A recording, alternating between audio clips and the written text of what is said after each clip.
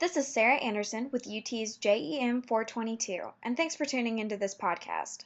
I recently sat down with Mrs. Susanna Waters, a young female proposal manager for the contracting company Northwind. Susanna has a difficult job. Even though she makes her work seem tolerable, asserting her authority as a proposal manager has never come easy to her. It's easy to characterize women as just sitting behind a desk, knowing only a little bit about something and only forming that niche role, like a secretarial role.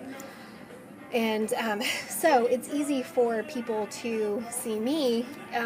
For example, we recently met with a client and he didn't say hello to me. He just looked at my coworker and said, "Oh, have you got a new intern?" He's like, "No." He's like, "This is our new proposal manager." And anyway, so yes, I'm very, very frequently underestimated. And, with that, it's how I deal with it. Let's face it though, Susanna is a woman and her work life is in for a rude awakening. Susanna and her husband are expecting their first baby in November.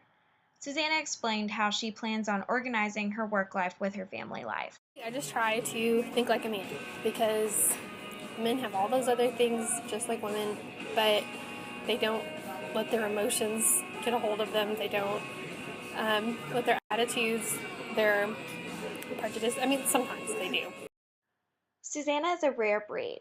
According to the U.S. Bureau of Labor Statistics, less than 50% of moms were still working. That was in 2000, but the statistics dropped by 1.5% by 2004. In 2005, there were 5.6 million stay-at-home moms. What is it that keeps women in the workforce after having a baby? I never thought that I would be a working mom. I never thought that I'd have to put my baby in daycare. And I really had to, whenever I started working, I was just working. I felt like I was in limbo until I started having kids.